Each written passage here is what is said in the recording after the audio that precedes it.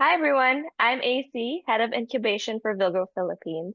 So this October 10, we'll be holding Femtech Showcase, catalyzing innovations in women's health in Asian Institute of Management.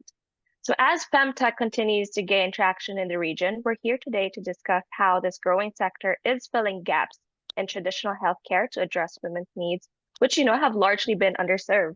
And who better to join us in this conversation today than Lindsay Davis, founder of Femtech Association Asia. So, Lindsay, lovely to have you join us. Could you Thanks. introduce yourself and a little bit about Femtech Association Asia?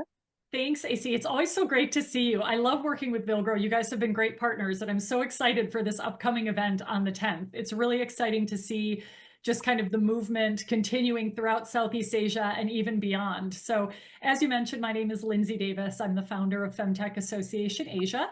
HQ is based in Singapore, where I live, but we actually represent companies in about 9 countries. So we are a specialist advisory, but moreover, an industry association or industry network that brings together founders, investors, professionals, enthusiasts, ecosystem builders like Villgro.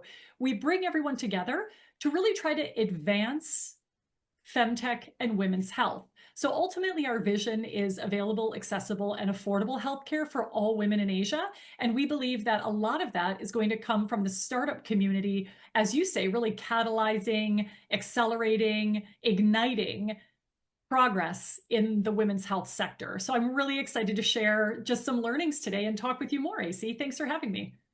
Thanks, Lindsay. And we can already see why we have Lindsay on this panel because you truly are the face of Femtech in the region. So I know you also recently published Unlocking the Potential of Femtech in Southeast Asia. So I did want to dive just a bit more into that. Could you share with us a bit about the landscape of Femtech in the region and, for example, in the Philippines?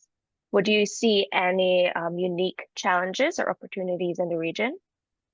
Thank you for asking that question. So the first thing I want to do is acknowledge another one of our partners, which is our research partner. So earlier this year, in June of 2024, actually, when we had our annual Femtech Connect Asia conference, bringing together people from around the world in the femtech and women's health space. But actually, we worked with a market research partner called Milu Insight, who very generously provided us with the background to actually, and the research and the data to actually work together and pick out what those questions could be that we want to ask the community. So really we were looking at consumer values. So what does that look like? What is the market valued at right now? These types of discussions. So first and foremost, we were looking at really just who is aware of the term femtech. And what we found in Southeast Asia, and sorry, I should also define that when we say Southeast Asia, we're looking at 6 countries: Vietnam, Malaysia, Singapore, Philippines, Thailand, Indonesia. So when we're talking about who's aware, we look at Southeast Asia as a whole, only about 25% of our target audience, which would be those with women's healthcare needs, are familiar with the term femtech. So this really is a nascent industry. When we look at femtech globally, Asia only represents around 14% of businesses worldwide. We see the US leading with over 50% of femtech businesses. So, and then Europe thereafter. So it's exciting to see that Asia is certainly on the map as the third largest region, but a lot of growth. So that's kind of a starting point as far as where we are as a geography. When we talk about what categories we see most prevalent, similarly, consistent with global, we see menstrual care and menstrual health as the leading category. And that's pretty consistent. That's about 72% of our businesses here in Southeast Asia. But actually, in the past few months, that's really changed. And we're starting to see more growth in the reproductive space and fertility included in that.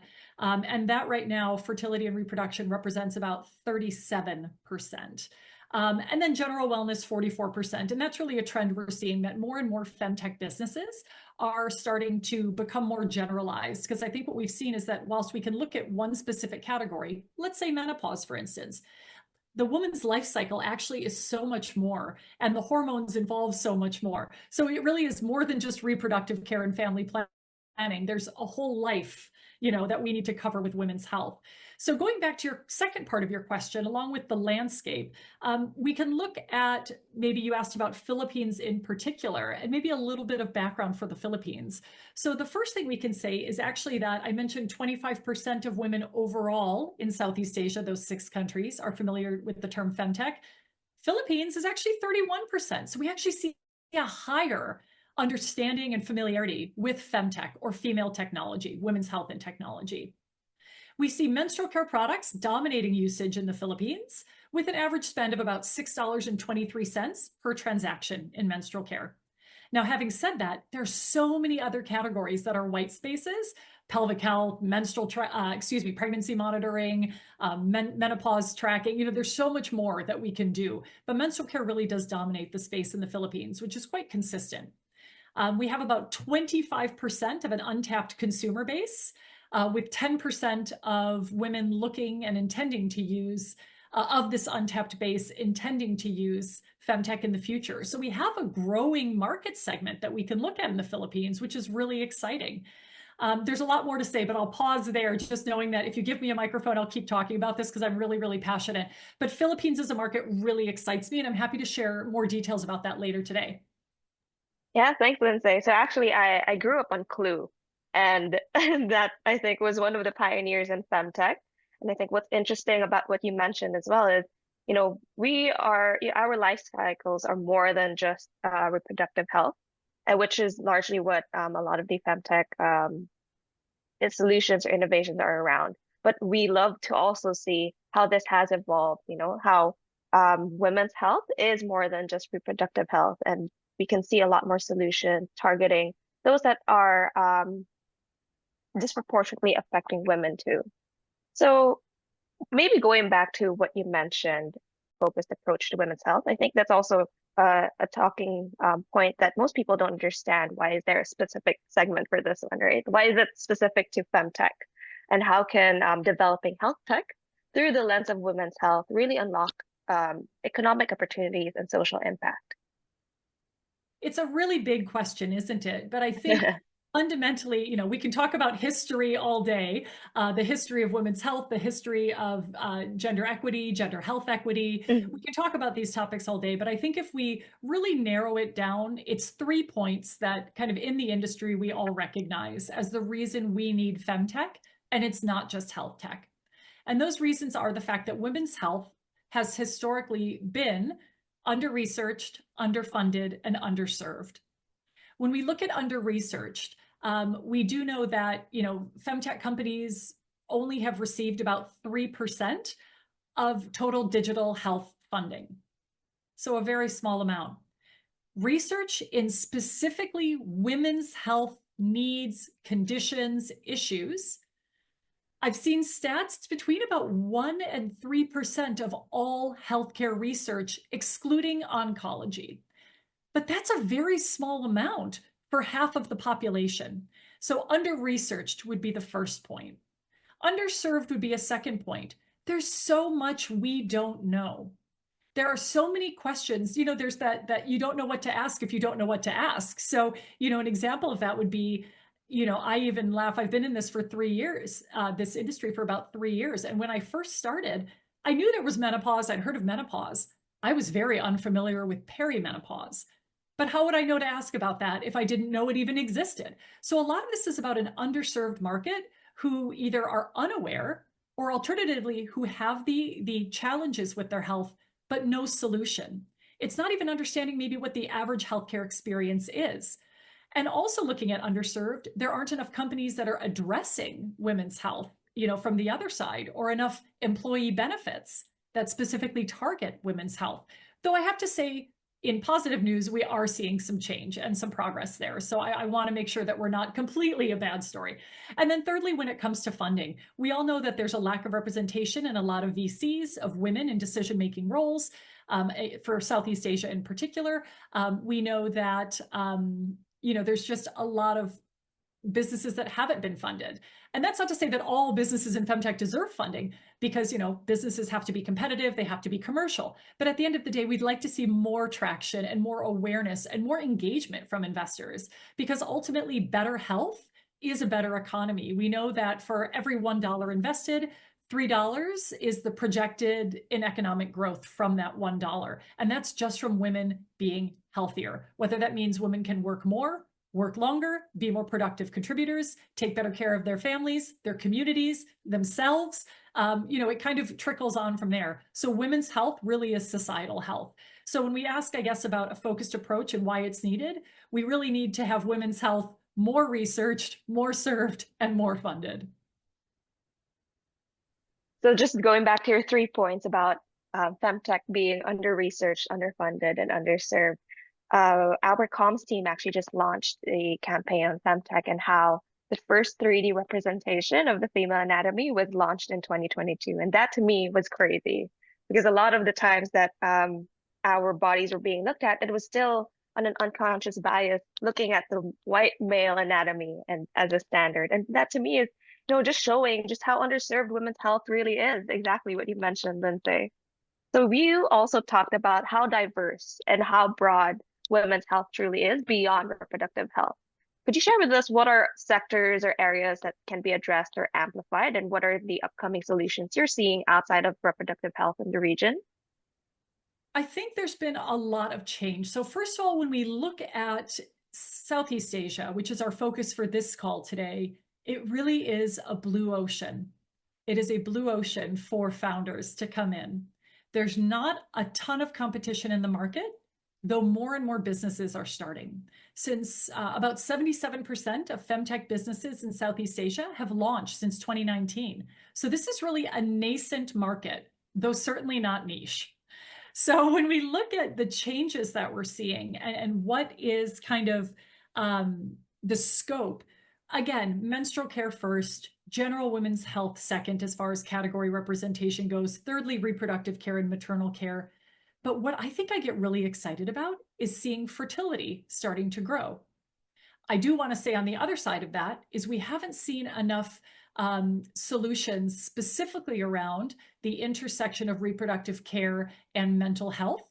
So when we look at supporting the pregnancy journey, miscarriage support, abortion support. So there's more to a reproductive journey than just having the baby. There's also loss. And so I think when we look at this, we can look at examples that are starting to move in this direction, like Beacon in the Philippines, I'd love to call out. Kate De Los Reyes does an amazing job. She really is looking at mental health, mental well-being throughout the entire pregnancy journey. That can come in group sessions, that can come one-to-one counseling, that can come in different types of therapies that she offers through her platform. So one example in the Philippines that really is leading the charge through the change of bringing on more of a focus on mental health, but specifically for women, which is very, very, very important. And I think as we look at the fact that twice as many women as men suffer from depression, and this is in the US, but I imagine this is quite global with the burden of caregiving that women offer as well, along with their work and everything else they offer. It's the leading cause of disability in women, mental health. So I think seeing a company like Beacon making that change is really positive. Secondly, I think we see sexual wellness. We talk about STIs and sexual health and awareness and care. This is obviously a more taboo topic, but I think we are starting to see change in that if we don't have the discussion, that we can't progress forward.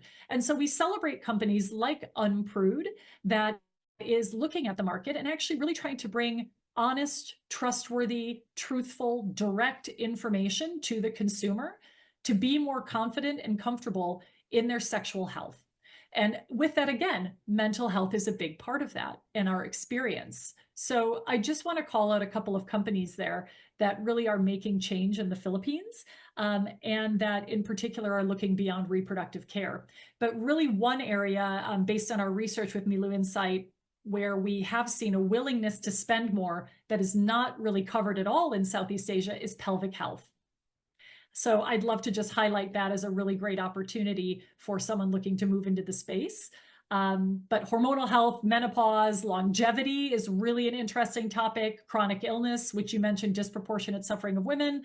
These are all, topics that we could call out as categories that have growth. But it's a blue ocean, so everyone come join us here in Femtech. Plenty of space for all new entrepreneurs. I can already feel your excitement and your passion from here, Lindsay, and I love to see it. This is exactly the reason why we need to bring more conversations into femtech and also to inspire a lot more entrepreneurs moving into the space, right? They can see just how many opportunities are available for them and also the support that they would be getting from, Yes. for example, your association and companies like Villgro, where we can provide the support for them. And one of the ways that we can do this is also through the Femtech Showcase. So we just wanted to see and who is trying to provide solutions that address the gaps in women's health and what are out there apart from reproductive health solutions. And you mentioned quite a few that would actually be presenting in our Femtech Showcase. So just going back into Femtech Showcase, what makes these events a landmark and gathering of stakeholders? Like, what can we expect in initiatives like the Femtech Showcase or similar events? Yeah, so we had our first Femtech Innovation Showcase at Femtech Connect Asia this year, and it was very well received. I think it allows there to be a better familiarity with the products that are in market, to actually touch and feel and speak with experts in the space to really understand what some of the solutions are, whether they be product or service, whether they be CPG solutions, whether they be digital solutions, hybrid solutions. One example would be Kindred. So there's bricks and mortar clinics, of which they just launched another one. They're doing amazing work. And actually, this is Philippines' first femtech company to receive public funding. So we've actually seen that investment really, and that was recent. That was, I believe, in July. I'm sorry if it was a little bit earlier or later, but around the July timeframe. So we're starting to see investment come in. But I think in order to help our investors, as well as our ecosystem, really understand the breadth and the depth is to actually see it in person. And I think that really helps. So we had I think it was about 35 to 40 businesses showcasing at our event in Singapore. And what really excites me about this happening in the Philippines is that so often, because Singapore represents about 40% of femtech businesses in these 6 countries in Southeast Asia, I think really seeing that change of starting to have femtech really grow in other markets as well is really important. Now, Indonesia is the second largest market for femtech, but number 3 is the Philippines. And we've seen a lot of growth in these past few years. What I'll also say about the businesses in the Philippines, whether, like I mentioned, it's, Unprude or Beacon, Kindred, Hattie Health, the list goes on. This is a very tight-knit community of really supportive femtech founders. So I would say that this is a great opportunity to be in a market where there's not only support from Femtech Association Asia, and a great example is Camille Escudero from Lily of the Valley. She is such an amazing leader. She does speaking engagements. She runs her own business, Lily of the Valley, which is around inclusivity. So it goes beyond women's health and actually includes anyone kind of with women's health needs or that has interest in women's health. Fantastic. So I think getting involved is a really great time for the Philippines, or in the Philippines, I should say. Having said that, we do have some challenges. So the first challenge in the Philippines is how do we take femtech, which right now can be quite expensive still. We really need to work on our cost effectiveness to make sure we can take this less of a premium product and move to scale so we can get femtech into the hands of more individuals. Secondly, I would say that, menstrual care, sexual wellness, these are some leading categories, but again, we need to start expanding.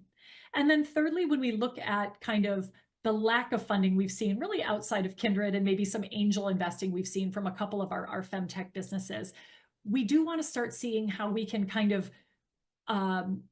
raise the profile of the industry and decrease the stigma around some of these. So after a fear of one of the barriers to entry basically for a lot of individual consumers when shopping for femtech products and services is that they have a bit of a fear around discussing because they're worried for being shamed for the discussion. So really we want to start pivoting that mindset and having open discussions where we use words like sexual health. We use words like, breastfeeding. We use words like vaginal microbiome. We use words like menstruation and menstrual care, because only by normalizing these very medical terms, frankly, can we actually progress the industry. So I know I've talked about a few different things when you were pretty specific with, these innovation showcases, but I really believe partnerships like the one that we have with Villgro, events like the one we're partnering on in the Philippines is really what's going to move this dialogue forward.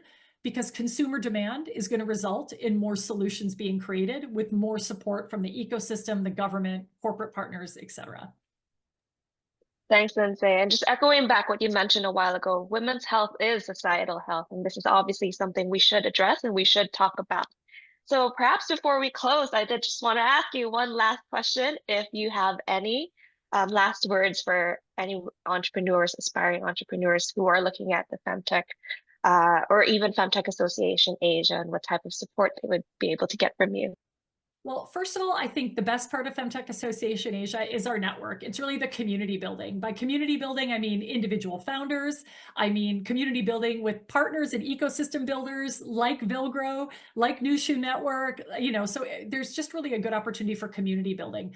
Secondly, we focus on thought leadership. So it's a great opportunity to get your hands on actual market research as we really try to push the industry forward with data-backed, research-backed, and more solid information for pitching and for founders to figure out what that market fit is, as well as investor pitching.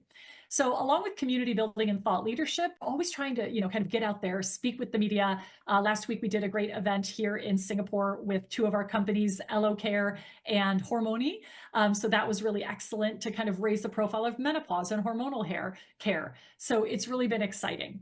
And then finally, we look at kind of programming. So we do run regular events. This could be considered an event in partnership with Villgro, but also events like our annual conference, virtual events like our partnership with Women in Web3 Hong Kong 2 weeks ago. So there's just always an event happening where people can get together and really learn more about the industry.